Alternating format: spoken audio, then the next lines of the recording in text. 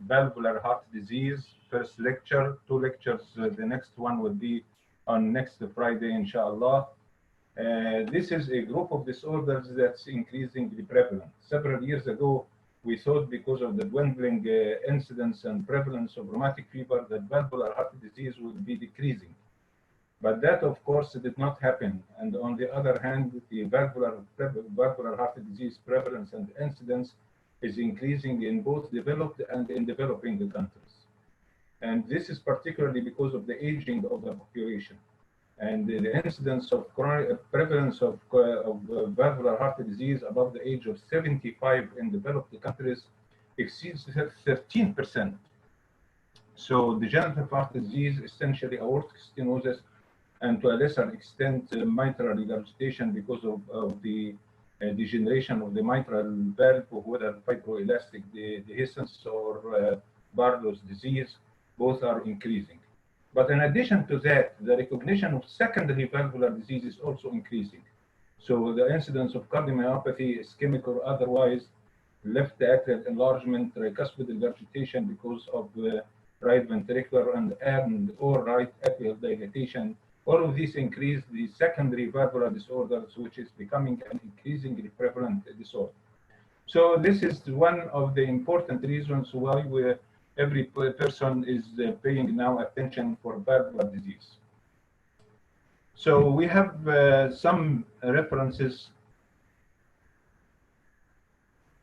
We have some references for this valvular disease. You know that the 2 important guidelines, the American guidelines was issued in 2014, and in 2017 there is a focused update on these guidelines, and the European guidelines is issued was issued in 2017.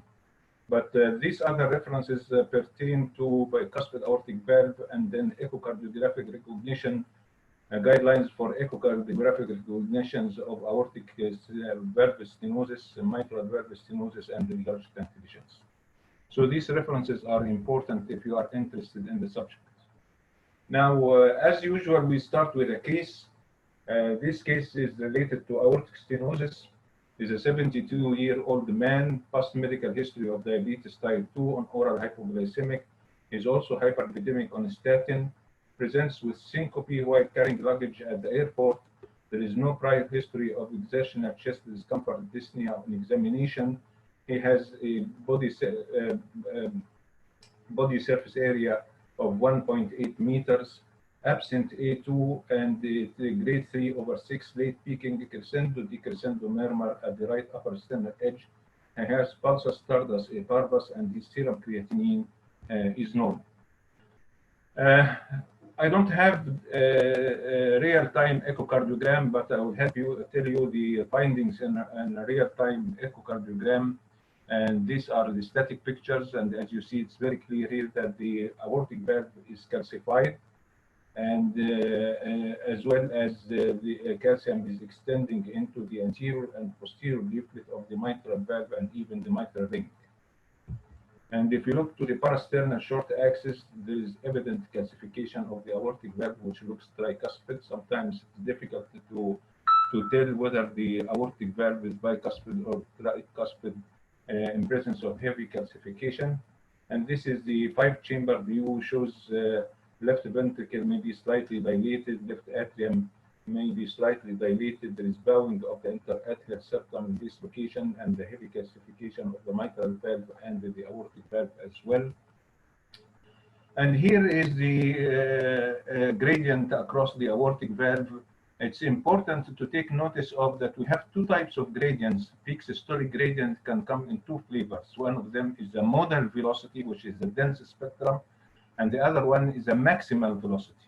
It's a common mistake to take the maximal velocity. You should also always concentrate on the modal velocity, which is the densest part of the spectrum.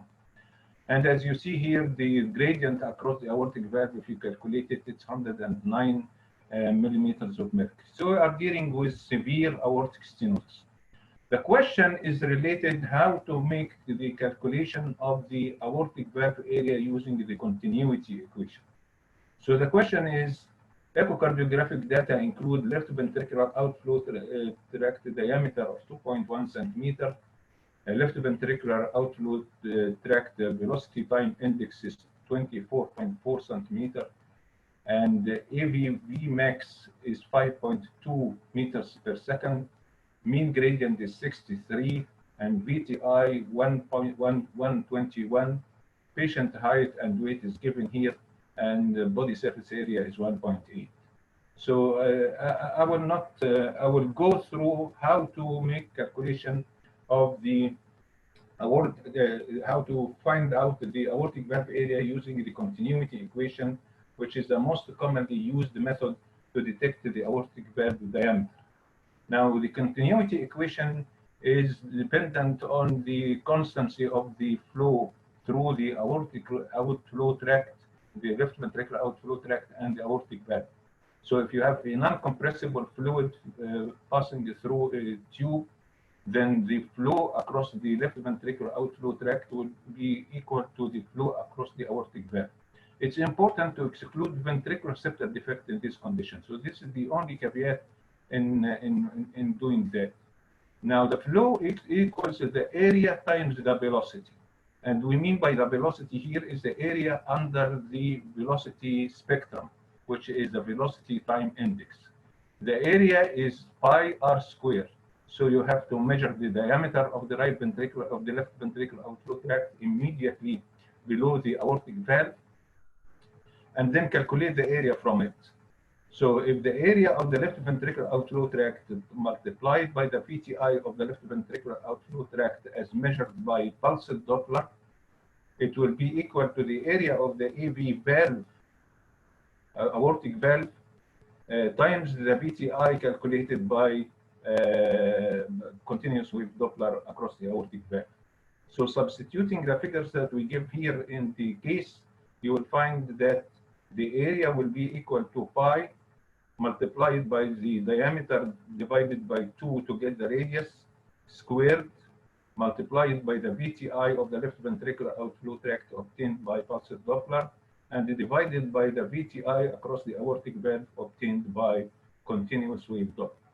Now, if you substitute the different figures that I gave you, it will turn out that the area of the aortic valve is 0.7 centimeters squared. If you divide it by the body surface area, you will get almost 0.4 centimeters squared per meter square body surface area. So that's a tight aortic stenosis. So this is the commonest method by which we calculate the aortic valve area. There are other methods, of course, including the PISA, including the planimetry, but they are not usually as accurate as that. Now, one important point that limits the application of this area is that if you cannot calculate the outflow tract of the left ventricle because it's not circular. Now, the idea here is the outflow tract of the left ventricle is circular. But if, for example, if you have a mitral valve prosthesis, it impinges on the outflow tract of the left ventricle, so this formula cannot be applied. And under these circumstances, we can measure the aortic valve ratio. And the aortic valve ratio will be equal to the velocity across the aortic valve, or the VTI across the aortic valve, divided by the aortic valve, the velocity or VTI in the outflow tract of the left ventricle. So under these circumstances, a ratio of 0.25 is equivalent to a tight aortic stenosis, and a ratio of 0.5 or more equals a mild aortic stenosis, and in between aortic stenosis with mild degree. We don't use this ratio except whenever there is difficulty in calculating the area of the left ventricular outflow tract because it is not circular.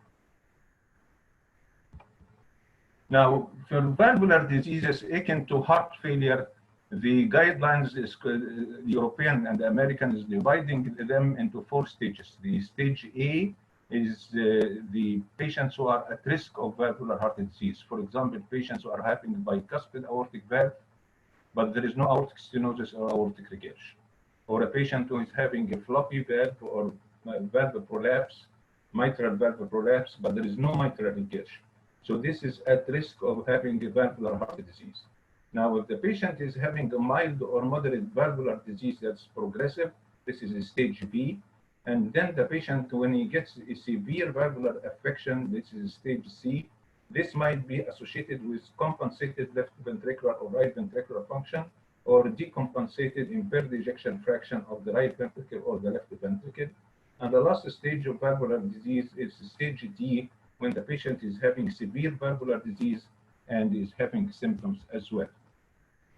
Now, as everybody knows, echocardiography plays a central part in the evaluation of valvular disorders, and the guidelines is very clear about that. So patients are known to have valvular disease or a suspected valvular heart disease. They should have, as a class 1 indication, initial evaluation by echocardiogram, including 2-dimensional echo, as well as 3-dimensional echo if it's available.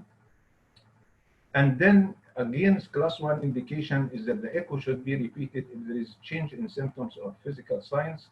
And also class 1 indication is periodic monitoring of by echocardiogram. How frequent is that monitoring? If the patient is having a valvular disease in stage B, which is progressive valvular disease, mild or moderate, then if it is mild, then the echo should be repeated every 3 to 5 years, whether we are dealing with the aortic or the mitral valve. And if it's moderate severity, the echo should be repeated every 1 or 2 years. That's barring change in physical signs or symptoms. If the patient is having a change in symptoms or physical signs, then it should be repeated irrespective of this recommendation, before the lapse of 3 to 5 years in mild cases, or the lapse of 1 to 2 years in moderate cases. If the patient advances to severe conditions, stage C, asymptomatic, then he should be having a repeat echo every 6 to 12 months, and more frequently if he is having a dilated left ventricle in cases of aortic regurg or mitral regurg. It's important also in dealing with the echo is the use of the exercise test. Whenever the patient is asymptomatic, then it's an indication for exercise test that the patient can exercise, because under these circumstances, you are going to get an idea, a solid idea about the effort tolerance of the patient. And also it's going to clarify the discrepancy between the patient's symptomatology and the findings on physical examination, as well as an echocardiogram. So if there is a discrepancy between the findings on clinical examination, whether history or physical examination, and the echocardiographic findings, one of the exit pathways to solve this discrepancy is to exercise the patient. It's important also to assure whether the patient is having a really asymptomatic state or symptomatic state, and this is very well done by exercising the patient under supervision. Now, in the assessment of the patient for intervention, it's important to assess the risk. So the risk of patients in general, not only for aortic valve, but also for aortic valve and other valves as well, is to look for these different categories. The Society of Thoracic Surgeon predicted rate of mortality. This is the most accepted one, although we now know that the Euroscore can be used as well, whether the logistic or the additive Euroscore. Both of them are actually overestimating the risk. So there was a discrepancy in this statement before, but the latest recommendation is that both of them are actually overestimating the risk. So if the risk by any of these scores is less than 4%, that's low risk. 4 to 8 is intermediate risk. High risk is 8%. And if the patient is having a risk over 50% in 1 year, this is whether that includes death and major morbidity, it's prohibitive risk. Now, the mortality under these circumstances is more than 15%. 50% denotes the combination of mortality as well as major morbidity. High-risk individuals, in addition of having an STS from more than 8%, they have more than two or more indices of frailty. There are different methods by which frailty can be indicated. One of them is the CATS, activity of daily living, which describes independent feeding, bathing, dressing, transferring, toileting, urinary incontinence, or independent ambulation. If you get 2 or more of these, then you are in the high-risk category. If you get none, then you are in the low risk category, and 1 is an intermediate risk category. And then a major organ system affection, whether we have a serious disease in the gastrointestinal tract, liver, central nervous system, musculoskeletal system, pulmonary system, and so forth. And the procedure-specific impediment that denotes whether we are having a hostile chest like previous irradiation, tracheostomy, porcelain aorta because of calcification in the ascending aorta, which prohibits the cross-clamping of the aorta. Now, if none of these is present, then you are in the low risk category. If then you have possible procedure impediment and 1 major organ affection, you are in the intermediate category. And if you have more than that, you are in the high risk or the prohibited category.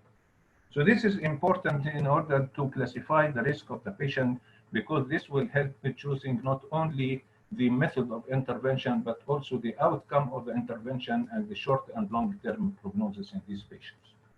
So back to our patients, in assessing the severity of aortic stenosis, it's important to recognize that severe aortic stenosis denotes the presence of Vmax of 4 meters per second, mean gradient of 40 or more, valve area of 1 centimeter square or less, and an indexed valve,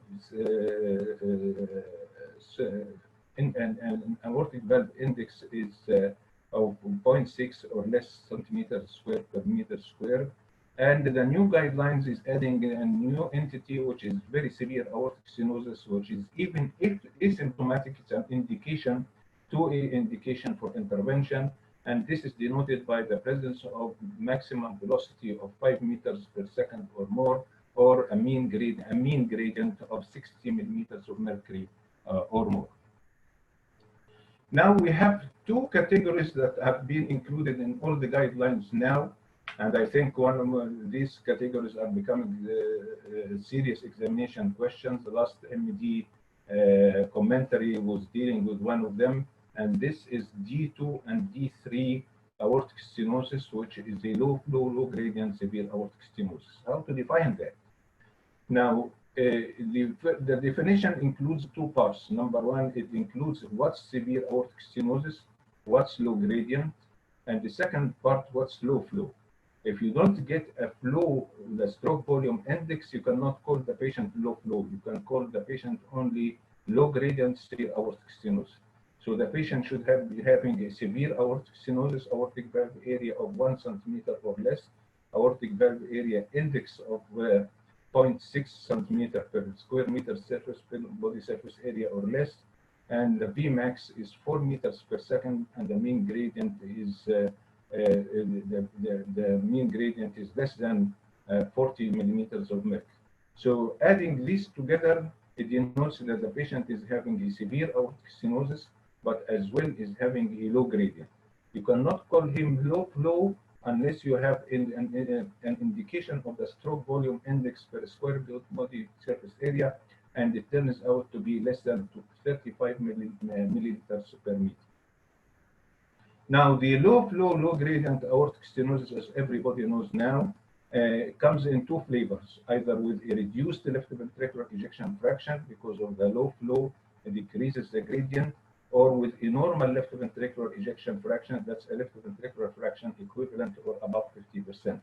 Under these circumstances, the low gradient is the outcome of associated hypertension, of the small left ventricular cavity, and of subtle decrease in the ejection fraction that is not very well displayed by the figure which is given in this patient. It's very important in severe and aortic stenosis to get different windows for displaying the aortic velocity spectrum, at least from the apex parasternal area, right and left, supraclavicular, infraclavicular, and suprasternal. In addition, the blood pressure should be normal, both in aortic stenosis as well as in mitral regurg. So if the patient is hypertensive, this is the guidelines in the valve guidelines, the European and American, but now we know that this figure might change in the future into 130. But for examination reason, keep it 140 because this is the recommendations in the valve disease. So if you get hypertension, then you ought to correct the blood pressure elevation and then repeat the echocardiogram to get a measure of the aortic valve area, velocity, as well as the aortic flow index. Now, having said that, we move to the second case. A 70-year-old woman presents with symptoms of fatigue and dyspnea on exertion, past medical history of diabetes, hypertension, coronary artery disease. She had CABG for ischemic cardiomyopathy, and she has been taking all these medications. And physical examination shows that the apex is diffuse,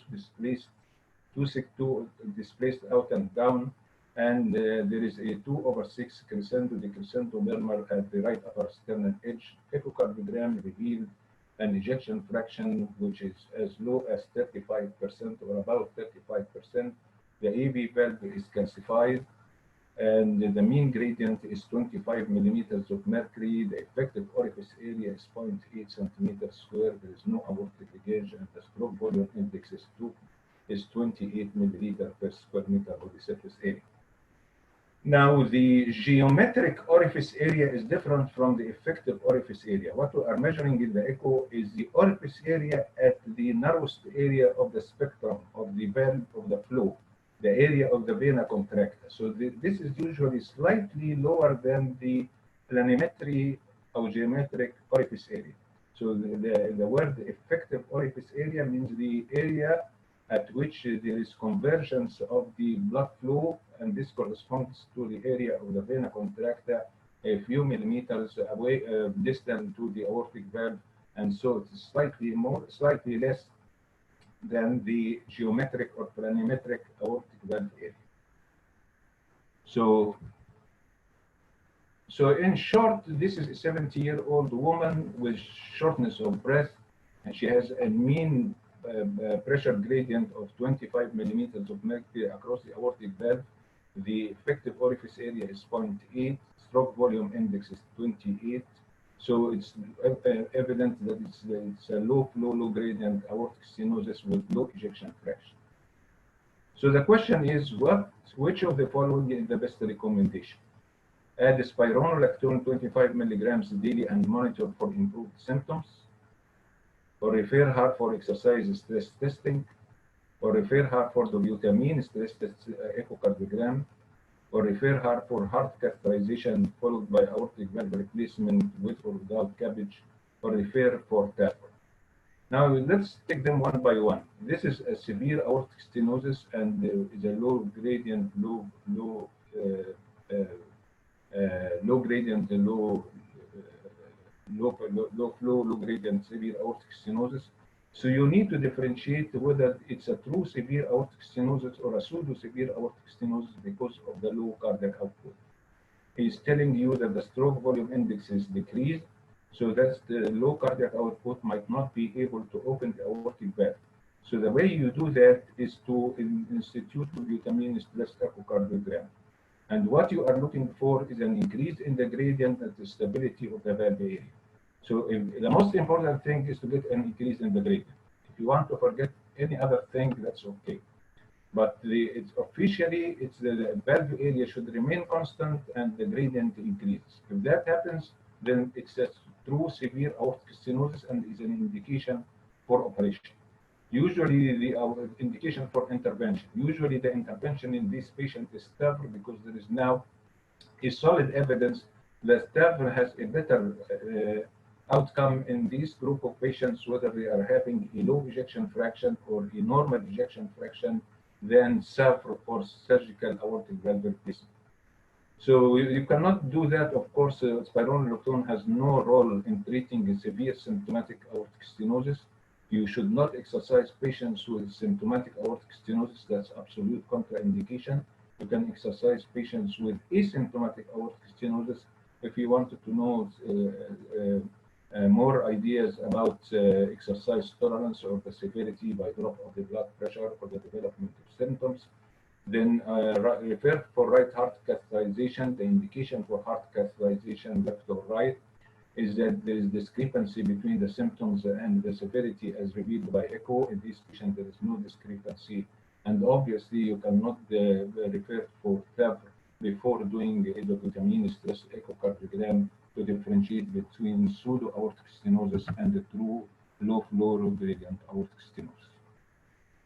So what did the guidelines say about the indications for interventions in patients with aortic stenosis? If you have a severe aortic stenosis as revealed by a Vmax of 4 meters per second or more, or a mean gradient of 40 millimeters of mercury or more, in addition to number one, symptoms, or a low ejection fraction, or if the patient is undergoing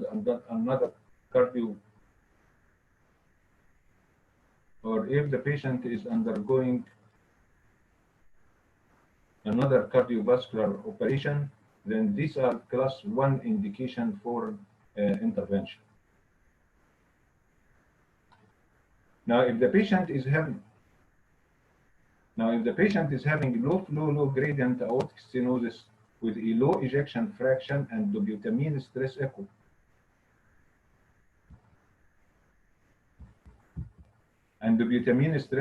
revealed that the gradient went above or equal to 40 millimeters of mercury, while the effective aortic orifice is still equal or less than 1 centimeter square. That's a class 2A indication for intervention. If the patient is having low flow, low gradient aortic stenosis with normal ejection fraction plus symptoms that you feel is secondary to aortic stenosis, that's by itself an indication. Obviously, you don't need to do a dobutamine stress echo in these patients.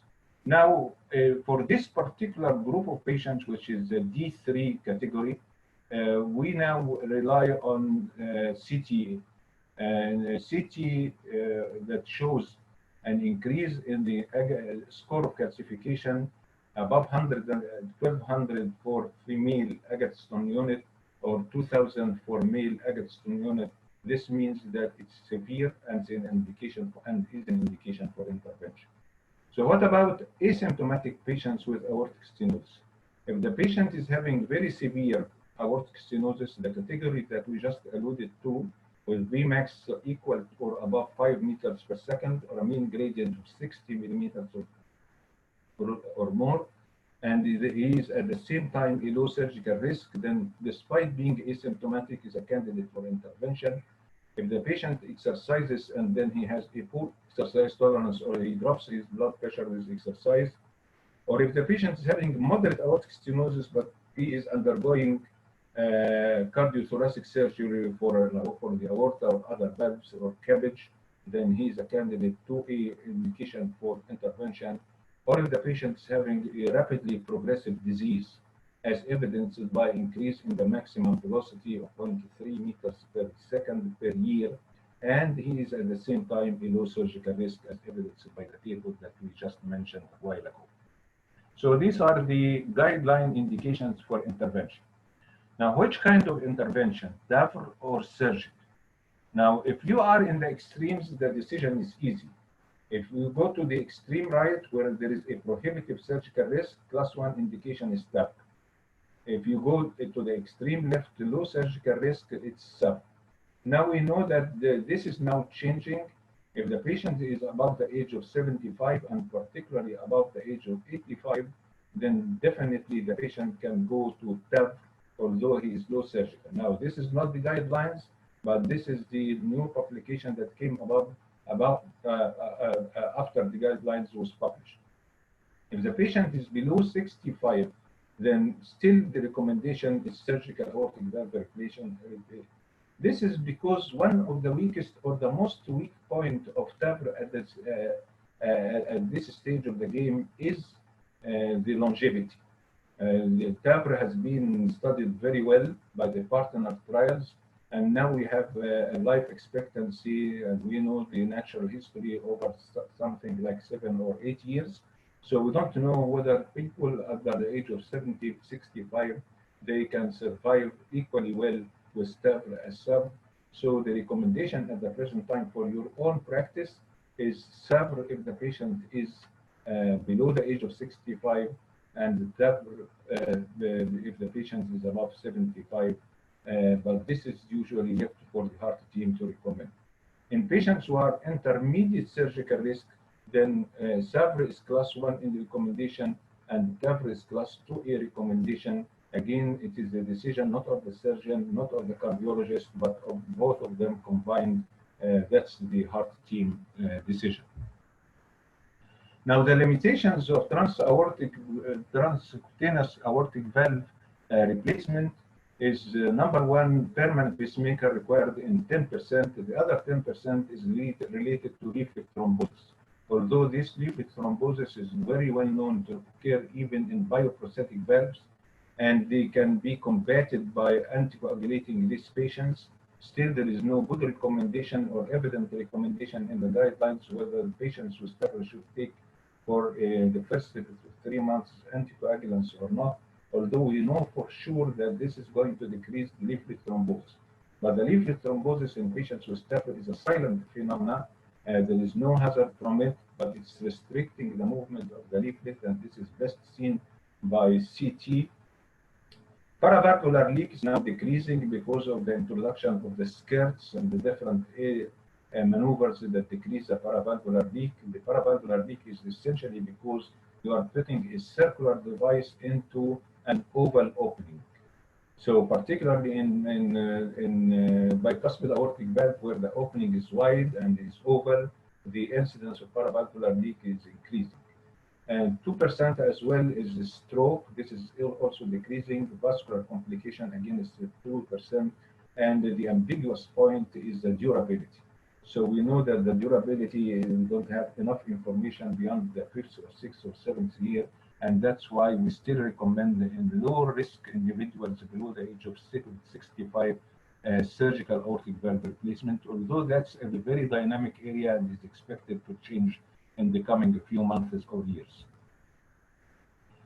Case number 3 is a case of bicuspid aortic valve with aortic regurgitation. It pertains to a 43-year-old man with bicuspid aortic valve. Physically, he is active, asymptomatic, exercises 6 days per week, and he walks on the treadmill, swims, and rows. His medication is nothing.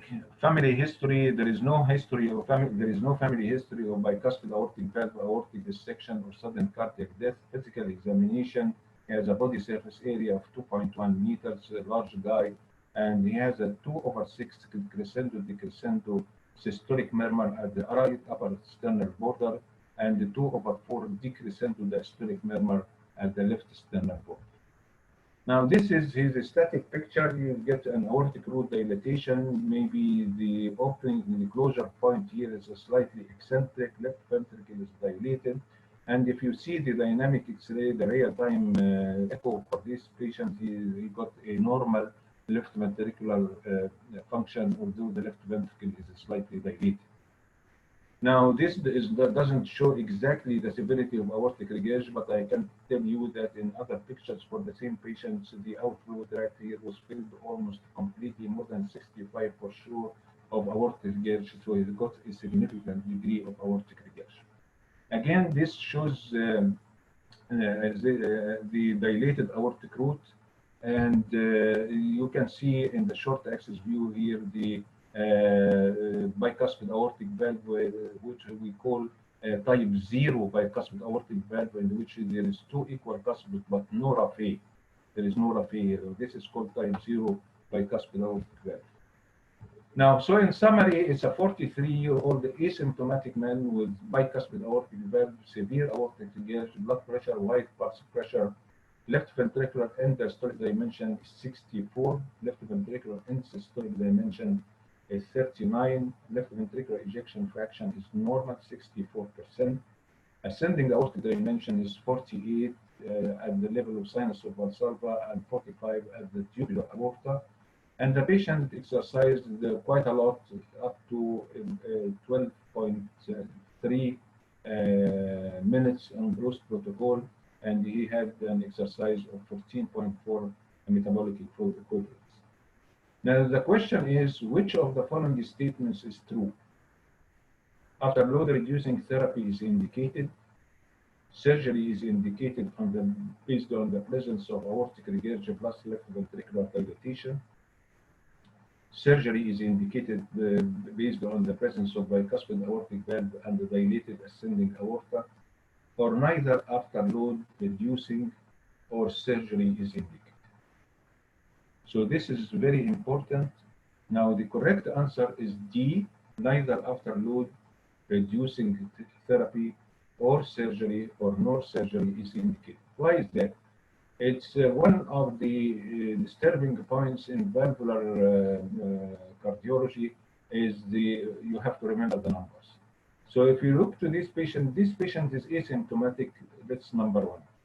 And number two, he got severe aortic regurg, so you should have something that supports surgery or after load reduction.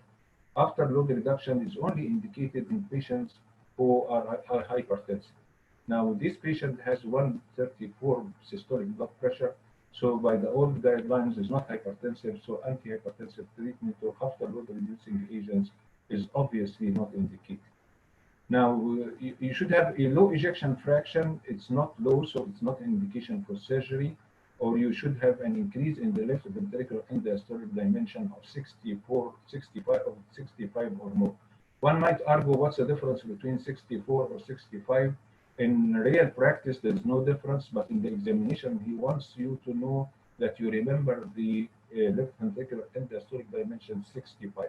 That's why he puts for you, as usual, a very close figure. Our left ventricular end systolic dimension, remember we are talking about dimensions, not volume, of 50. This is the cutoff point. Here is far below that. The ejection fraction should be below 50. It's different from that.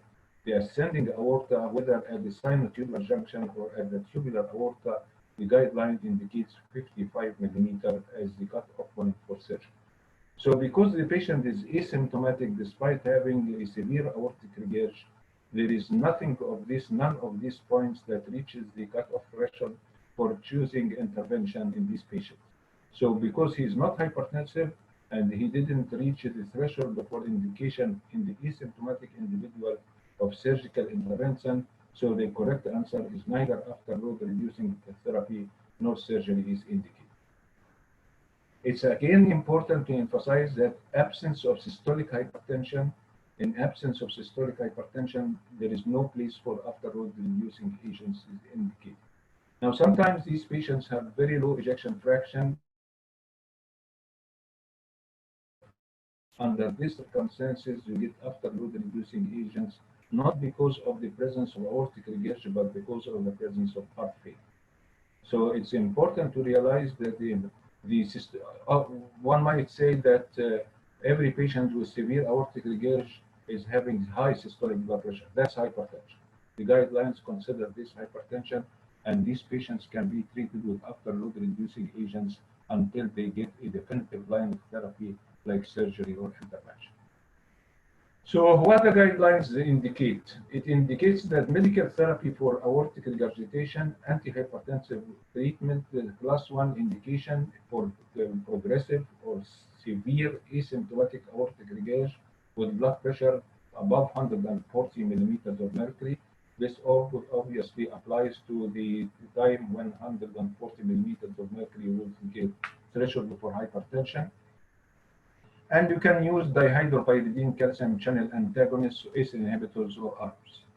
You can also use antihypertensive drugs for the treatment of severe aortic regurg with symptoms or left ventricular dysfunction that are non-operative. They are contraindication to operation because of the associated comorbidity.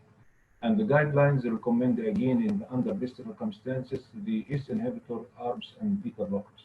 Obviously, dihydropyridine and calcium antagonists will not be used in patients who are having uncontrolled heart failure. And beta blockers can be used with the caveat that they induce bradycardia and might increase the degree of aortic regurg. But the studies showed that the survival of these patients is going to improve with beta blockers. So that's why the guidelines is emphasizing the use of beta blockers in patients with left ventricular dysfunction and as a class 2A indication. So what's the indication for intervention in patients with aortic regurg? First, you should have a severe aortic regurg and symptoms left ventricular dysfunction, and is defined in the guidelines as left ventricular dysfunction less than 50. You have to know that the left ventricular dysfunction is defined differently in different valvular disease. So, for example, in mitral regurg, the left ventricular dysfunction is defined as LVEF less than 60 because of the afterload reducing effect of mitral regurg. But here it's 50. Or if the patient is having severe aortic regurg and he is going to surgery anyhow to do cabbage or mitral valve for aortic surgery.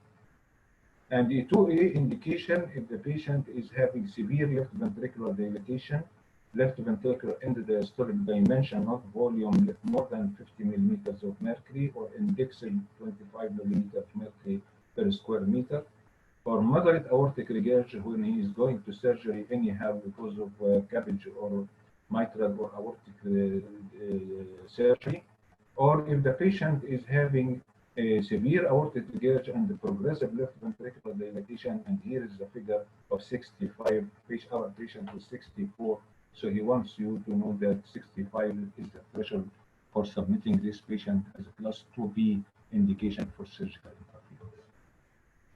Now, bicuspid aortic valve is very common. 1 to 2% of the population is having a bicuspid aortic aortopathy, and this bicuspid aortic valve, the inheritance is 8% for the bicuspid aortic valve, but for the aortic component of the syndrome,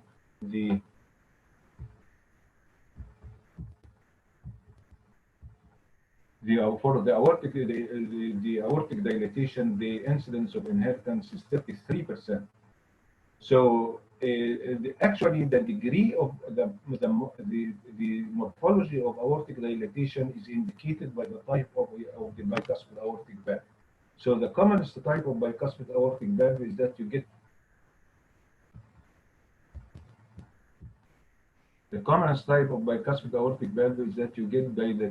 fusion of the right and left coronary arteries. Under these circumstances, you get dilatation of the tubular aorta, and the dilatation extends down to the bicuspid aortic valve. In the less common or the second common type of bicuspid aortic valve, you get fusion between the right coronary cusp and the non-coronary cusp. Under these circumstances, you get dilatation of the tubular aorta and potentially extending into the arch. And usually in patients with bicuspid aortic valve, we measure the aortic annulus, we measure the sinotubular, the aortic diameter at the sinus of Valsalva, the aortic diameter at the sinotubular junction, the ascending aortic diameter in the proximal mid and distal arch, and at the aortic isthmus, and at the level of the diaphragm. Any aortic disease, whatever its location, you should image the whole aorta, whether by CT or MRI, not by echo, and not restricted only to the ascending aorta as is commonly done. So what to do for bicuspid aortopathy? The initial diagnosis is with transthoracic echo for patients with bicuspid aortic valve. The aorta MRA or CT, if the sinus of Valsalva should be done if the sinus of Valsalva or sinotubular junction is not well visualized by transthoracic echo. And then serial evaluation by transthoracic echo, MRA, CTA, if the aorta is more than 4 centimeters, and it becomes an annual repetition of the imaging if the aorta is more than 4.5. Now, what's the indication to interfere on the aorta in patients with bicuspid aortic valve? This is a very common examination question. Now, in patients with bicuspid aortic valve, the aortic root, which is the sinus of Valsalva or the tubular aorta, exceeds 5.5 centimeters, that's a class 1 indication. If the aortic root is increased above 4.5, but at the same time the patient is going for aortic valve replacement for aortic valve disease, stenosis or regurg, that's again an indication for surgical interference 2A. What about in between? 5 centimeters. 5 centimeters is an indication for replacing the aortic root and the ascending aorta. If there is, in addition to 5 centimeter diameter, you have a risk factor like family history of dissection or a rapid increase in the aortic diameter of equal to or above 0.5 centimeter per year. Or if the patient is low surgical risk, and you have an experienced surgeon and an experienced center. So the important figure to remember actually is this one, 5.1. This is different from patients who are having cystic mediocrosis like Marfan syndrome, because many studies proved that the incidence of aortic dissection is far below in bicuspid aortopathy than in Marfan syndrome. You can come down to 4.5 like in Marfan if the patient is having surgery for another reason, like replacing the aortic valve, so you are already in the surgical field and you can change replace the ascending aorta under these circumstances. Now we move to the mitral valve. Case number 4. A 51-year-old man with a history of rheumatic heart disease. He has a New York Heart Association functional class 2 symptoms, mild shortness of breath and climbing rapidly one flight of stairs. There is no history of atrial fibrillation. He is not taking any medications. Blood pressure is okay. And he has a sharp opening snap and 2/4 crescendo, not decrescendo. Crescendo diastolic murmur at the apex. So this is the world prettiest picture for mitral stenosis with the bent hockey stick appearance of the anterior leaflet of the mitral valve and the fixed posterior leaflet. As you see, the left atrium is definitely dilated, left ventricular dimensions is okay, right ventricle may be slightly dilated. And if you look here, there is a very small amount of mitral regurgitation, but it looks like the mitral leaflets are very pliable. And the pressure half time here, the pressure half time is the time taken for Pmax to drop by half of its value. This is equivalent to 0.7% of the velocity. And this is equivalent to half the pressure half time. So the pressure half time here is 200 milliseconds. So you can get the mitral valve area by dividing 220 over 200 milliseconds, turned out to be 1.1 centimeter square. Mean gradient was 8 millimeter of mercury. Because the gradient was borderline, so the patient was exercised. This is a transesophageal image. It doesn't show the bowing effect of mitral stenosis, but it shows that the central part of the anterior leaflet is mobile. So there's no calcification, and left ventricle is okay, aortic valve is okay, and there is a slight leakage across the mitral valve. And the patient had underwent an exercise test. We went on dose protocol for 9 minutes, which is equivalent to 10 minutes. And post-exercise, the mean gradient jumped from 8 millimeters of mercury to 25, and the right ventricular systolic pressure became definitely hypertensive. So definitely the symptoms of the patient is due to mitral stenosis, and this patient is having class 2 symptoms. So he's a 51-year-old man with history of rheumatic mitral stenosis, class 2 symptoms, mean gradient 8 went up to 25, and the patient is having a Wilkins score of 8 with pliable leaflets and limited calcification and a trace of mitral regurgitation. Now, I think most of us is calculating very honestly the Wilkins score. Honestly, I don't find a reason for that. Many people, expert in the field, they just use the Wilkins score in a qualitative fashion, excluding the presence of serious calcification and looking at the subvalvular apparatus whether there is extreme fusion or not. 2 points that are missing in the Wilkins score is that it doesn't include the severity of mitral regurgitation and at the same time doesn't talk about the commissures.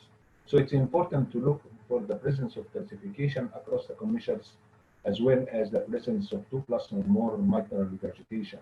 There is the Ampler score, there are other scores, but usually we use them qualitatively rather than wasting our time quantitatively.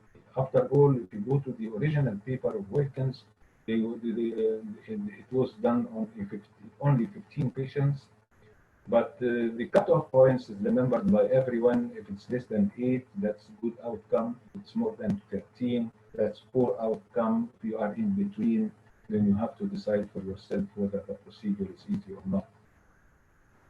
So based on that, which of the following is the best course of action? Prescribe metoprolol succinate in this dose daily and up titrate for symptoms, or refer for percutaneous mitral valve balloon valvuloplasty, or refer for surgical repair, or refer for surgical mitral valve replacement, or continue to follow up the patient with no intervention. Now, in the field of valvular heart disease, any symptoms needs intervention. If the patient is having a valve disease and is having any symptom, that applies to mitral stenosis if you are going to use the balloon. If you are going to use surgery, there is a deviation in mitral stenosis, and it's the only deviation in the field of valvular heart disease. Then, under these circumstances, patients with mitral stenosis go to surgery if they are class 3 symptoms. So, if class 2 and they are not indication for the balloon, they shouldn't go to surgery. That's the only situation that I can find in valvular recommendation in which symptoms does not buy an intervention. So for balloon valvuloplasty, if we go through these different choices, obviously you cannot use beta blockers successfully in patients with sinus rhythm. It's a recommendation, I understand that, but the effect of slowing the sinus rhythm doesn't improve the symptomatology of these patients. Remember, these are mechanical problems and they need intervention. Surgery is not indicated, of course, because this is a very fit patient. She has a low Wilkins score and you've got a significant gradient. And continuing to follow up the patient is already symptomatizing once you have a severe disease and the symptoms, any symptoms of any kind, so long as it is related to the valvular pathology, it's an indication for intervention. So what does the guidelines say about the diagnosis and medical therapy for mitral stenosis? Obviously, medical therapy is of very subsidiary value in valvular disorders. There is no progress, there is no articles, there is no solid recommendation, but it's mentioned in the guidelines, so you should be acquainted with it. Now, diagnostic imaging is transthoracic for diagnosis of severity, estimating the mitral valve area, pulmonary artery pressure, knowing the morphology, concomitant valvular disease. Obviously, three-dimensional echo will be more informative, gives you surgical view of the mitral valve, tells you about the scallops of the mitral valve. It's ideal method to planimetry the mitral valve, which is the best method by which the mitral valve area can be calculated, simply because it's hemodynamically independent. Transthoracic is indicated if balloon mitral valve balloon valvotomy is being considered for looking for a left atrial thrombus and to confirm the presence or absence and severity of mitral leakage. And again, if there is a discrepancy between the resting Doppler hemodynamics as well as and the symptoms of the patient or the physical signs, then you should exercise the patient. It's important in patients with mitral stenosis to include in the echo report the heart rate. If you decrease the heart rate, then as a result of that, the gradient is artificially elevated.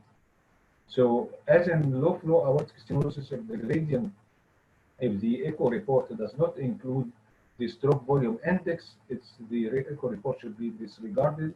And if the echo report in mitral stenosis does not include the heart rate, then you have to be cautious in interpreting the echo report.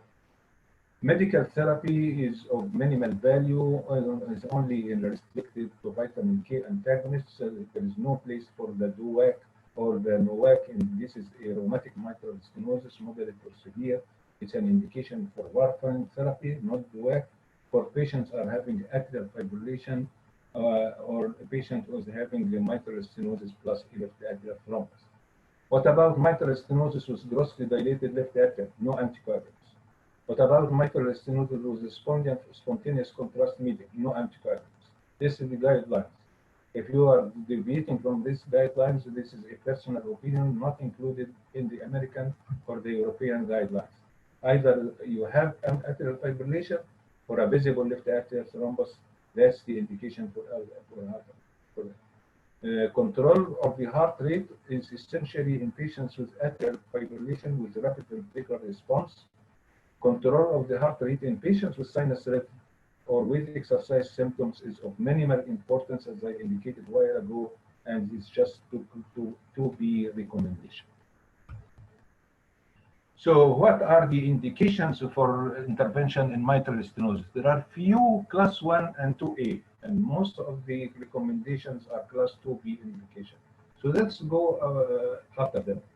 So balloon mitral valvotomy is indicated for symptomatic severe mitral stenosis. What's severe mitral stenosis? Anything below or equal to 1.5 centimeter. There is no moderate, there is no cutoff point between moderate and mild. We have only the guidelines indicates what's severe and what is very severe. Previously, we used to say that a gradient less than 5 is mild, 5 to 10 is moderate, plus more equal or plus or more than 10 is severe. Now this is cancelled now. We are talking about severe or very severe. So the mitral valve area of less equal or less than 1.5 is severe, equal or less than 1 centimeter square is very severe. So long as you have a favorable morphology and no contraindications, plus 1 indication for the balloon. If you have a very severe mitral stenosis and is asymptomatic with favorable morphology, it's a 2A indication for the balloon. Now here is the problem. If the patient is not fit for the balloon or he had the balloon and it failed and you are going to submit the patient for surgery, you have to wait until the patient gets into class 3 or 4 New York Heart Association and he's not at high risk.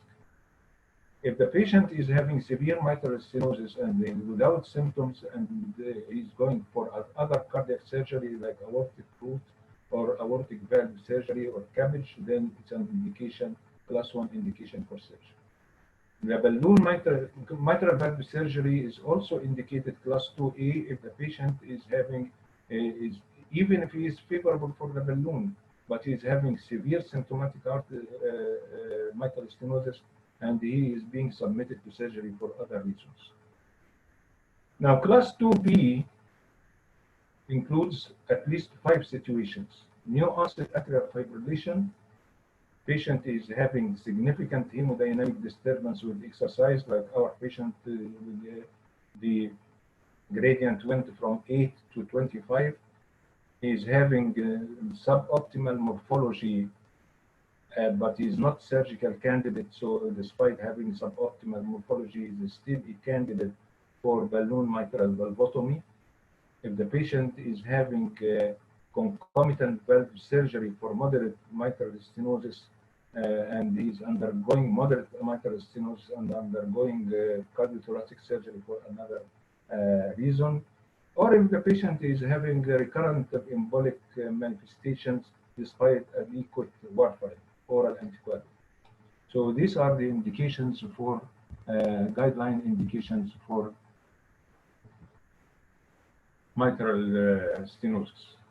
Now we go to mitral regurgitation. Case number 5. A 47-year-old woman. There is no past medical history of importance. During routine physical examination, she was discovered to have a systolic murmur. She has a history of increasing fatigue, limiting her exercise tolerance. Her body mass and her body surface area is 1.9. She got a left ventricular enlargement. PMI is displaced laterally and inferiorly, and she got a blowing hollow systolic murmur at the left sternal border. Now again, static pictures, it doesn't show the prolapse. This patient is having bileaflet prolapse, but what you can see here that there is definite thickening of the mitral leaflets. Both leaflets are thickened. You don't see طبعا هنا prolapse. Again, here the leaflets are thickened more than 0.5 centimeters, so directs your attention to myxomatous degeneration. There is no evidence of prolapse in this picture, but I can tell you that the dynamic picture or the real time is showing bileaflet prolapse. And here you can see the thickening of the leaflets and the left atrium is enlarged, and there may be slight bowing of the interatrial septum towards the right side. Mitral regurg is significant. So in summary, this is a 47-year-old woman with fatigue by leaflet mitral valve prolapse, was seen in the real-time echo, not seen here, and is involving essentially the P2 with flail segments of the mitral leaflets, and is associated with severe mitral regurg, left ventricular enlargement, and a grossly decreased left ventricular ejection fraction. So the question is, which of the following is the best course of action? Exercise testing to evaluate the functional tolerance of the patient. Exercise echocardiogram to evaluate the left ventricular contractile reserve. Refer the patient for mitral valve replacement. Refer the patient for a center with expertise in mitral valve repair. Or initiate medical treatment with beta blocker ACE inhibitor ARBs and reassess the ejection fraction after 3 to 6 months. Now, obviously, if you get any choice between replacement and repair, the repair usually wins. Why repair wins? Because the mortality is less, because you don't need anticoagulants, because you preserve the left ventricular function. So there is a lot of advantages in doing repair if it's feasible under these circumstances. Obviously, you don't need to exercise the patient if he's having fatigue and other symptoms. There is no point in symptom. The only caveat in estimating the severity of mitral regurg is to normalize the blood pressure. Make sure that you time the degree of regurgitation. If you fix the static picture on a patient with mitral valve prolapse on end systole, you'll get the impression that the patient is having severe mitral regurg, whereas in the initial part of systole, there is no regurgitation. So the Doppler spectrum will tell you which phase of the cardiac cycle, particularly in systole, is the mitral regurg.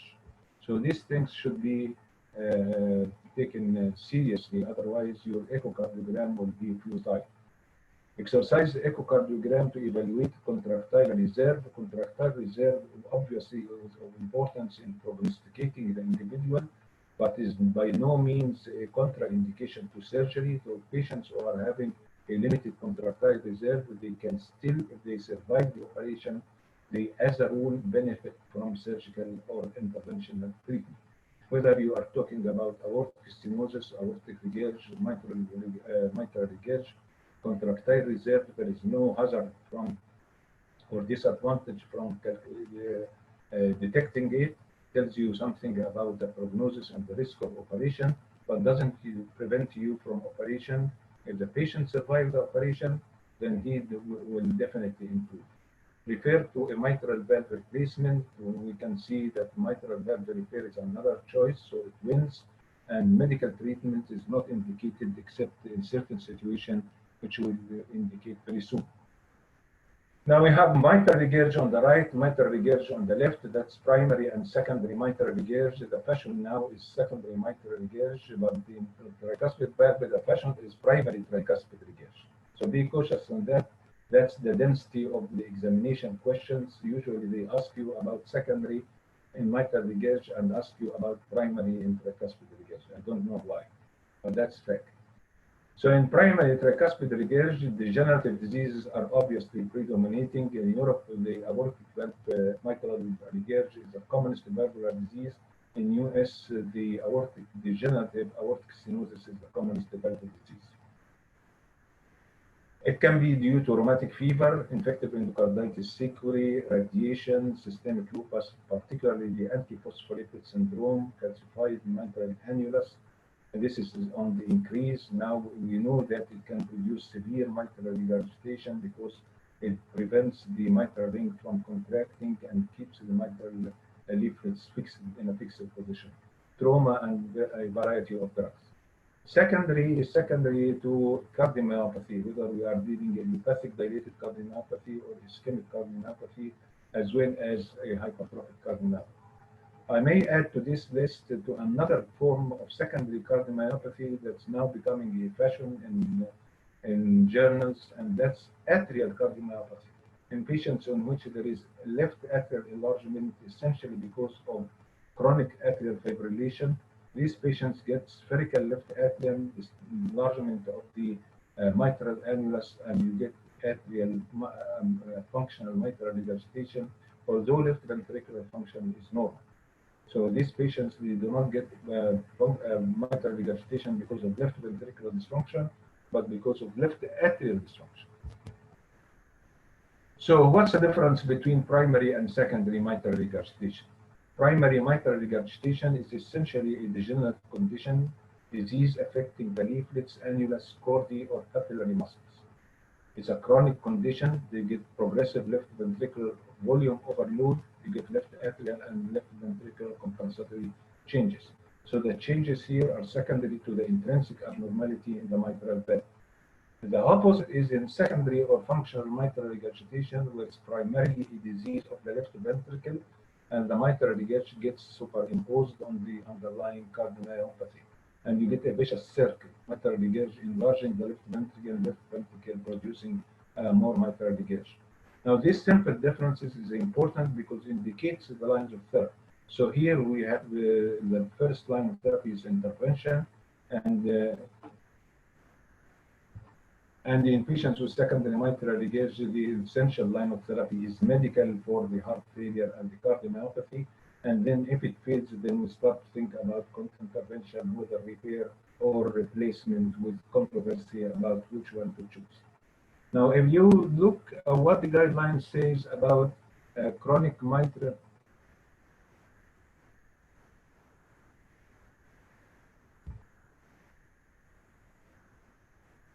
chronic primary mitral regurg, the treatment obviously is treatment of the investigations. First, the investigations is transthoracic echo to find out the mechanism of and severity of and sequelae of mitral regurgitation, the sequelae in terms of left ventricular affection, function of the right ventricle, pulmonary artery pressure.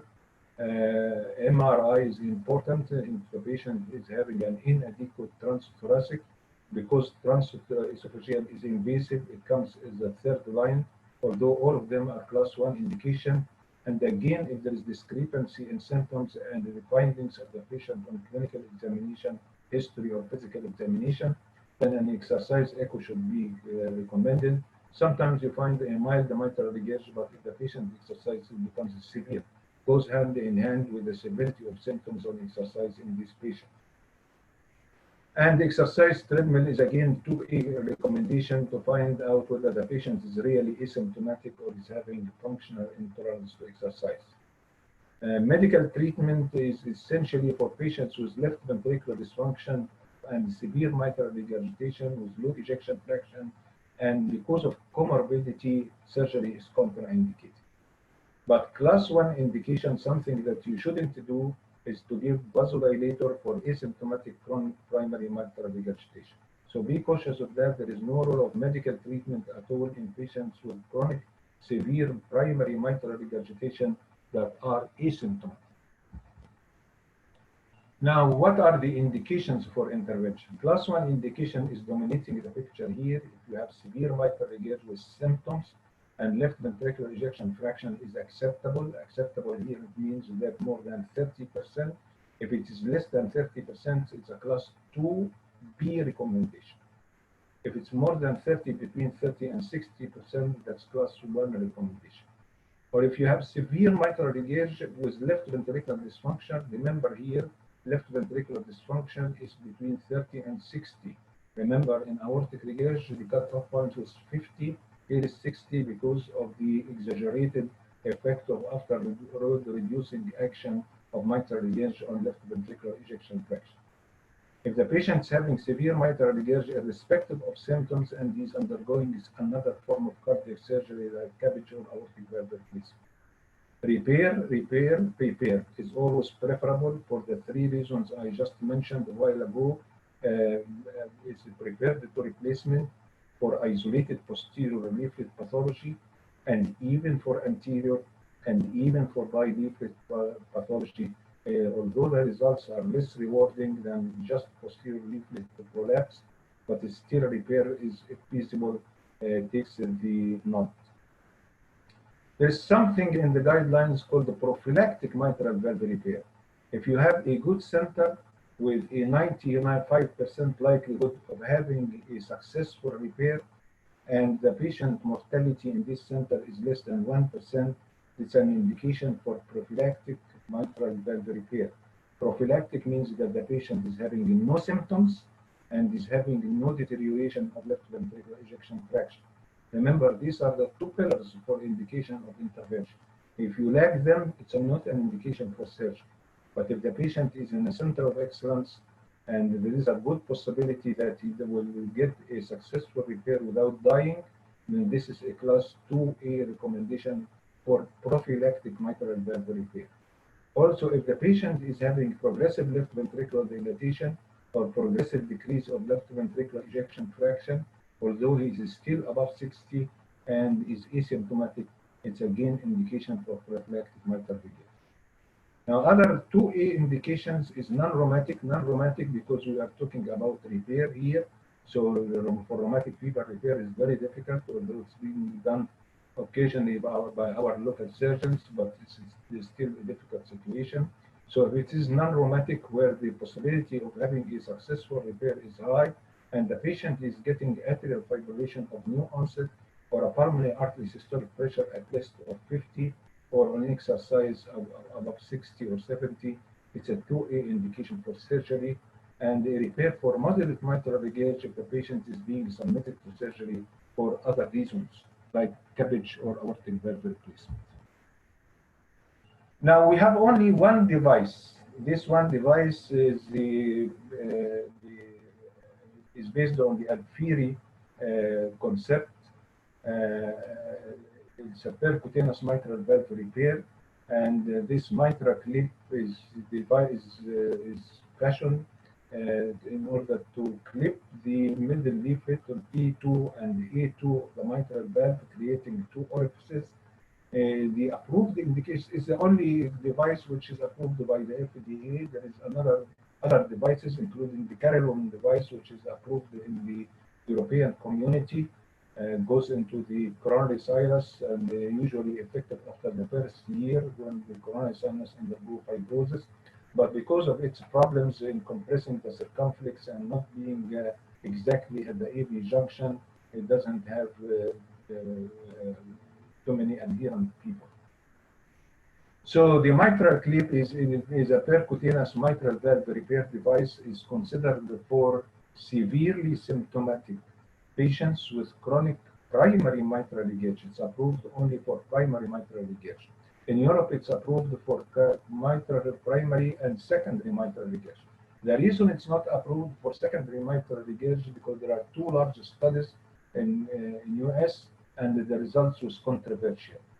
And there are reasons why they didn't agree, but the outcome that the FDA didn't approve the mitral clip for secondary mitral regurg, provided that the patient is having a reasonable life expectancy but prohibitive surgical risk.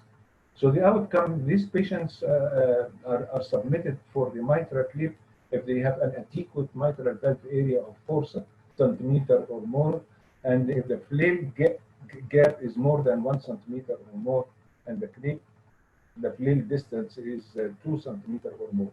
So you get a wide valve with large areas of flality, and under these circumstances, if the patient is having a contraindication for surgery and at the same time has a reasonable lifetime expectation and is severely symptomatic, then it's not unreasonable as a class 2B recommendation to get the patient for the mitral clip insertion. Now we go to the last part of this lecture, which is the functional mitral regurg. And as you see in these patients, you get the left atrium enlargement, and you get these mitral leaflets are healthy, but they are tethered or pulled down in this way. This is what we call Carpentier class 3B mitral regurg. Type 2, type 3B. Type 1 is just dilatation of the mitral ring or perforation of the cusps like in bacterial endocarditis. And type 2, when you get hypermobility of the leaflets, like in mitral valve prolapse or leaflets or flail mitral valve. And type 3, when you get tethering of the mitral leaflets down into the left ventricular cavity. If tethering occurs in systole and diastole, as in rheumatic fever. This is type 3A. If it's only in systole, like in cardiomyopathy, it's type 3B. So this is type 3B. Remember, this classification can also co-apt with primary and secondary mitral regurg. So secondary mitral regurg can be type 1 Carpentier and can be type 3B. The others is primary mitral regurgitation. So this is a left atrial dilatation. Left ventricle is slightly enlarged, has a poor function as revealed by the real-time echocardiogram. You have tethering of the mitral leaflets down here. If you just draw a line here corresponding to the mitral annulus, you get the tethering or the tenting distance, which is one of the determinants of success or failure of mitral valve repair. Now, this is the apical four-chamber view. Again, healthy valves, left atrial dilatation, bowing of the interatrial septum. Real time will show poor left ventricular function. But an important point here is the mitral annulus. The mitral annulus should not extend beyond the 35 millimeters of mercury, and the tricuspid valve annulus should not extend beyond 40 millimeters of mercury. So any increase above that is dilatation of the annulus that needs to be considered during the repair process. Not a good picture, but in real time, there is a definite severe mitral regurg. The patient is having a myopathic left ventricle, left atrial dilatation, right-sided dilatation, and severe mitral regurg hugging the septum, so it's severe by all means. Now, what are the guidelines saying about the secondary, chronic secondary mitral regurg? Obviously, the treatment will be the treatment of the underlying cardiomyopathy. So here there is a priority for medical treatment by instituting ACE inhibitor, ARBs, beta blocker, aldosterone antagonists for heart failure associated with secondary mitral regurgitation, and the CRT if there is a strong indication in association with secondary mitral regurgitation. We know that in 66% of these patients who get immediate decrease of mitral regurgitation intensity, and everybody knows about the lack of responders in 1/3 of patients and the hyper-responders in about 15% of patients. What's the role of surgery? The role of surgery is that mitral valve repair, or less commonly replacement for chronic mitral regurg if the patient is undergoing another operation like CABG or other cardiothoracic surgery. If the patient is having a choice between a chordal sparing mitral valve replacement or an annuloplasty, definitely a chordal sparing to keep the left ventricular function. Mitral valve replacement is definitely better than annuloplasty. For annuloplasty to block the mitral regurg, it should be tight annuloplasty. Under these circumstances, very often mitral regurg will decrease but will not disappear, and mitral stenosis can be created. That's why the guidelines gives a preference to chordal sparing mitral valve replacement over annuloplasty. Mitral valve repair or replacement if secondary mitral regurg occurs and still the patient is severely symptomatizing despite optimal medical treatment, and also repair for moderate, not severe mitral regurg at the time of another operation like CABG. Now the question is whether replacement is better or repair is better. Obviously, we opt for repair if it's feasible, but the data shows that this is not the guidelines. This is what happened after the guidelines was published, because the publication was focused update was in 2017. So the publication indicates that the survival rate and left ventricular remodeling is the same for replacement and repair, but the recurrence of the need for recurrent surgery is more obviously for repair than replacement. That's why there is some leaning towards replacing this mitral valve for secondary mitral regurg if these indications are pertinent. So I stop at this stage and to complete the rest of valvular disease, including the infective endocarditis and prosthetic valves. and tricuspid and pulmonary valve disease next time. And now it's time for questions.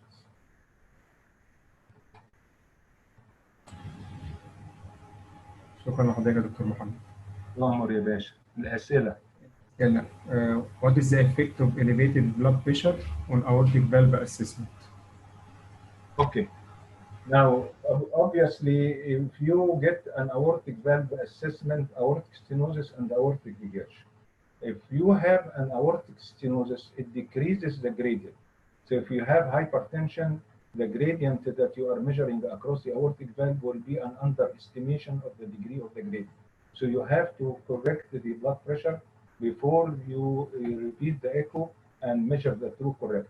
There is something called the ZV value, which is the total afterload created by hypertension as well as the aortic stenosis. It has no value in determining the operability of these patients, but it is of theoretical importance in determining the degree of afterload of the combined effect of hypertension and aortic stenosis. In aortic regurgitation, it's obvious. If you have hypertension in association with aortic regurgitation, the possibility that you have an increase, an artificial increase in the degree of aortic regurgitation is there. So sometimes hypertension by itself is a cause of aortic regurgitation. So again, you have to control the blood pressure.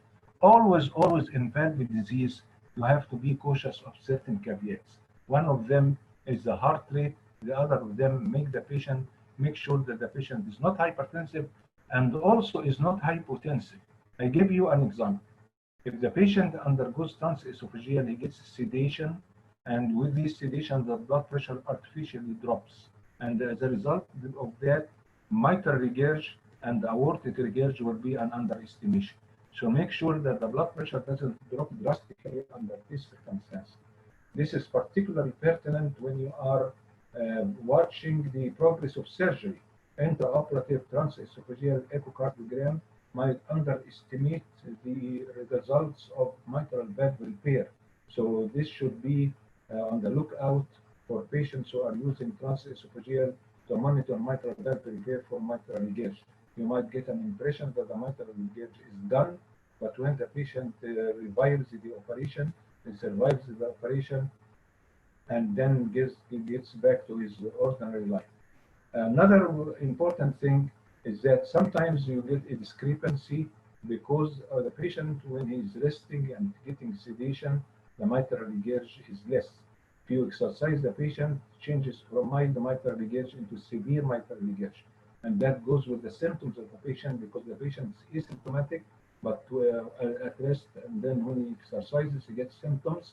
You do the echo at rest, you find mild mitral regurg, patient should be exercised. Also, the heart rate, particularly in mitral stenosis, should be mentioned in the echo report, because if you have an increase in the heart rate, you diminish the systolic interval, you artificially increase the gradient. And on the other hand, if the patient is having a low flow because of the association of mitral stenosis, pulmonary hypertension, right-sided heart failure, tricuspid regurg, then the gradient, which is flow dependent, will be underestimated. So the patient should undergo some form of exercise on the table and then find out what is going to change, not only in the gradient or across the mitral valve, but also in the pulmonary artery pressure. Whether this is a formal treadmill exercise or just an exercise while the patient is lying in the echocardiogram table, whatever you think is appropriate for the particular patient that you are treating. Second question, clinical significance of determination of the type of bicuspid aortic valve. Clinical significance of determination of a type of bicuspid aortic valve. Clinical significance of determination of bicuspid aortic valve tremendous. التايب يا دكتور اللي هو انهي كاسبس اللي فيوزد مع بعض حضرتك قلتها في الاول. الكاسبس اللي عادة بتبقى we have different types of aortic different cusps. اوكي فهمت السؤال. الكاسبس اللي بتبقى fused هو commonly the right and left coronary cusps are fused, so you have an anterior and posterior leaflet. وفي الحالة دي الاوبننج will be transverse open. This is usually associated with aortic root dilatation. But if you leave the aortic root dilatation for some time, it goes down to the aortic sinus of Valsalva and exaggerates the occurrence of aortic regurgitation if you have redundant aortic valve. If you have bicuspid aortic valve, it might change into aortic stenosis if there is no redundant tissue, or aortic regurgitation if there is redundant tissue. More commonly aortic stenosis. Why more commonly aortic stenosis? Because the turbulence created by the regurgitant by the bicuspid aortic valve degenerates the aortic valve and enhances the occurrence of calcification. Now, if you have the second common type of aortic bicuspid aortic valve in which the right coronary is fused with the non-coronary, under these circumstances you get turbulence اللي بيحصل في الأورطة هيؤدي dilatation برضه of the tubular aorta, but now it will extend into the arch. The prognosis is bad. Under these circumstances, the opening of the aorta will be vertical, will be longitudinal, because you will be having not anterior and posterior leaflets, but a right and left leaflet. So under these circumstances, you get dilatation of the aortic root, aortic tubular aorta, and it extends into the arch. So it becomes a horrible operation. If you have a bicuspid aortic valve and you live, you will get troubles for 100%. Previously, we thought bicuspid aortic valve is a benign condition. It's not benign. It's first of all, it's a genetic problem related to the notch gene mutation, at least partly. Number two, it is inherited at an autosomal dominant, but fortunately with less penetrance, with poor penetrance. So the bicuspid aortic valve by itself is transmitted in 8 to 9% of the individuals of the family. So you have to screen the first degree relatives if the index case is having bicuspid aortic valve. But the associated aortopathy doesn't only involve the aortic root, although commonly it does, but it can involve the rest of the aorta. And the rate of transmission of the aortopathy is 33%, far exceeding the rate of the transmission of the bicuspid aortic valve. Now, the important thing in bicuspid aortic valve is that the cystic medionecrosis, which is a result of the gene mutation, is again involving the fibrillin 1 gene of Marfan syndrome. But the longitudinal studies of the natural history revealed that the natural history of the aortopathy of bicuspid aortic valve is more benign than the aortopathy of Marfan syndrome, although it's the same pathology. And that's why the guidelines changed. So the indication for replacing the aorta is 5.5 for bicuspid aortic valve, whereas it is 4.5 or at most 5 for Marfan syndrome. So there is a difference. This is a change in the 2014 guidelines. السؤال اللي بعديه بريشر ريكفري فينومينا. دي عاوزه رسم.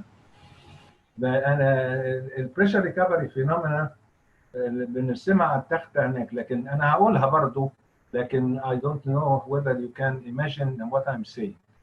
Now, if you have blood flow from the left ventricle, say, into the aortic valve with a small aortic root, specifically 3 centimeters or less.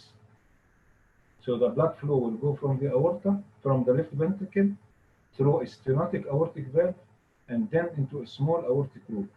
بالذات لو كان طفل صغير فالاورتيك روت هيبقى صغير. فايه اللي هيحصل؟ اللي هيحصل انك انت وبتعدي في الاورتيك فالف البريشر هيوطى. طب البريشر ده الانرجي دي راحت فين بتاعت البريشر؟ راحت في الفيلوسيتي، لانه بيسرع بسرعه عشان يعدي في السبيسيفيك تايم بتاع في السيستولي ده هو الى الروت بتاع الاورتا. يبقى اذا انت لو عندك بريشر في قلب الليفت فنتركل سي 150 مثلا او 160 هيوطى بعد ما يعدي من الاورتيك فالف الضيق من 150 ل 70. طيب ولما يعدي بقى من الاورتيك فالف ويخش في الاورتيك روت هيرتفع البريشر. هو نزل 70 هيرتفع، بس هيرتفع ل 150 لا، هيرتفع مثلا ل 110، من 70 ل 110. تمام؟ بقى في فرق بين ال 150 وال 110. هو ده البريشر ريكفري. لما ارتفع، ليه ارتفع؟ لأن هو الأول كان بيتحول من بريشر إلى فيلوسيتي. خلاص عدينا من الأورتيك فالف الضيق، يرجع بقى يتحول من فيلوسيتي إلى بريشر، بس ما يرجعش إلى وضعه الطبيعي because of the small aortic. فهو بيريكفر but not complete. طب إيه أهمية الحكاية دي؟ لو أنت حطيت ايكو بيم، الايكو بيم هيقيس البريشر جريدينت بين اعلى حته اللي هو الليفت فنتركل واوطى حته اللي هي الحته اللي immediately بعد الاورتيك فالف قبل ما يحصل البريشر ريكفري. لما نجيب اكثر حاجه بيك تو بيك فيبقى 150 ناقص 70 يطلع لك 80، في حين الواقع ان هي 170 150 ناقص 110 هي 40 مش 80. طب انا جبت ازاي الميجرمنت؟ يعني لو حطيت قسطره في الاورتيك روت، القسطره مش هتنزل خالص لغايه الاورتيك فالف حيث البريشر واطي قوي، هتبقى سلايد في فوقيه، فهتقيس ال 110 لما حصل البريشر ريكفري. خلينا نلخص اللي انا قلته تاني عشان اللي ما قدرش يركز معايا. البريشر ريكفري، الدم هيمشي من الليفت فنتركل في الاورتيك ستينوز، البريشر اللي كان في الليفت فنتركل سي 150 هينزل ل 70، بقى في جريدينت 150 ناقص 70 80. لما عدى من الليفت فنتركل ومن الاورتيك روت هيريكفر. ليه ريكفر؟ لان هو كان بيوصل ان انا حولنا الستاتيك انرجي بتاع البريشر الى دايناميك انرجي بتاع الفيلوسيتي. المره دي مش محتاج للسرعه، هو عدى خلاص. هيريكفر الدايناميك فيكشر دي هي تتحول تاني للستاتيك فيكشر، بس مش ريكفر لنورمال، والا الاورتيك ستينوزس فايدته ايه بقى؟ فهيرفع من 70 مره اخرى الى سي 110. اذا قست بالكونتينوس ويف دوبلر هيجيب لك بيك تو بيك، اعلى حته لاوطى حته، يبقى 150 من 70 تطلع 80. نديك erroneous امبريشن. لو حطيت قسطره، القسطره مش هتلزق في الاورتيك فالف. انت بنسيب الحته بتاع 5 سم من الاورتيك فالف ونقيس في الحته دي، ونقيس بعد ما البريشر ريكفر، فبقت 150 ناقص 110 بقت 40. دي البريشر ريكفر. فبناخد بالنا منها. لو لقيت عيان عنده اورتيك ستينوزس او سان جود فالف. ليه سان جود؟ لان سان جود ارتفيشال فالف لما بيتفتح فيه 3 خروم، خرم وسطاني وخرمين في الجنب بيتحركوا فيهم الديسكس اللي موجوده. الخرم الوسطاني ده ضيق جدا كانه اورتيك ستينوزس.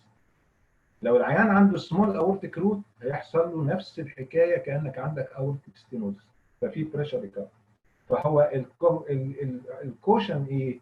انك انت في العيانين اللي لايبل لبريشر ريكفري، يعني عندهم ستينوزس او ارتفيشال فالف، بالذات السان جود بايليفلت فالف، وعندهم سمول اورتيك روت، خد بالك ان البيك تو بيك جريدينت هيغشك، هيديك رقم اعلى بكتير بسبب البريشر ريكفري في ده. تهيألي كده هو ده بيست ده كان سي، وتهيألي انا شرحتها بطريقه واضحه. هل هي واضحه ولا مش واضحه؟ لا واضحة يا دكتور. So how to measure aortic valve area in a patient with aortic stenosis and the DECD. How to measure the aortic valve area. في الحالات دي هي ان الكونتينيوتي ايكويشن ما تبقاش فاليد. البيزا بتستخدم اساسا للميترال فالف، لكن ممكن sometimes use it في الاورتيك فالف اذا اتزنقت، وبلانيمتري اذا كان العيان ما عندوش evidence of calcification. Or you measure the aortic valve index. لأن الاورتيك valve index is less affected by the flow عن الاورتيك valve area by the continuity equation. طبعا البي اس دي هيأفكت الكونتينيوتي ايكويشن اذا كان اورتيك كوميتد، يعني immediately تحت الاورتيك فالف، لكن لو هو ماسكولار او بيري ممبرانس او هو بالمونري كوميتد، كل ده هو ما يبقاش افكتنج الفلو. يعني اللي عالي قوي بيخلي البلاد يعدي بكثره اكروس دي اورتيك فالف من غير ما يمر على الاوت فلو تراك.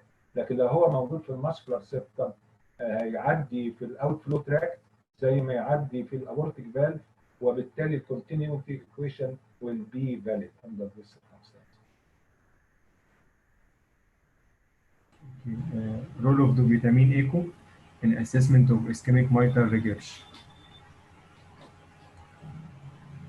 يعني we don't need the vitamin echo عشان نأسس الميترال ريجيرج في العيانين دول. هم اذا كان ischemic mitral regurg ده بنتكلم على secondary mitral regurg، وبالتالي هو المهم عندنا هو العيانين دول respond to medical treatment enough، ولا هيحتاجوا CRT in addition، ولا هيحتاجوا intervention سواء replacement او repair. So guideline doesn't mention anything about using the vitamin echo. لكن في وقت من الاوقات كنا بنستخدم الفيتامين ايكو عشان لو عندنا مايلد مايترال ريجيرج وعاوزين نشوفه هل هو العيان ده هو when he gets elevation او elevation of the ejection fraction او improvement of left ventricular function، هل المايترال ريجيرج بيتصلح ولا ما بيتصلحش. الجايد لاينز did not mention anything عن الحاجات دي، وفي الواقع انها does not provide a lot of information. So the vitamin stress echo بالنسبه للفالفولار diseases is restricted only في العيانين low flow low gradient aortic stenosis with decreased ejection fraction. خد بالك الجايد لاينز في الواقع فيها نقطة very tricky، انه دي 2 اللي هي low flow low gradient aortic stenosis with decreased ejection fraction، الجايد لاينز اللي هي الفوكس ابديت قايله ان الفلو ممكن يكون normal or decreased any flow، وبالتالي if we have a normal flow low gradient low pressure low gradient low pressure aortic with normal flow you don't need انك فيتامين ايكو. اذا كنت هتبقى في فاليو للفيتامين ايكو هنا هو هتبقى للكونتراكتايل ريزيرف، والكونتراكتايل ريزيرف قلت لكم does not indicate whether operation should be done or not, indicates prognosis. If the patient survives, he will benefit anyhow. So this is the only indication. بالتالي انه دي الكومنتري الهائله اللي نزلت المره دي كانت حاله عيان عنده low gradient severe aortic stenosis. It doesn't mention the flow across the aortic valve شكله قد ايه، انما كانت revolving around this area. Good commentary قروها وحاولوا المعلومات بتاعت النهارده تطبقوها عليها and I think it's very helpful انك انت توصل لconclusion for a nice comment. في سؤال عن تريبل انتي ثرومبوتيك ثيرابي افتر تيفي. الكلاسيك انك انت بتدي dual antiplatelet therapy for 6 months and then you continue with aspirin.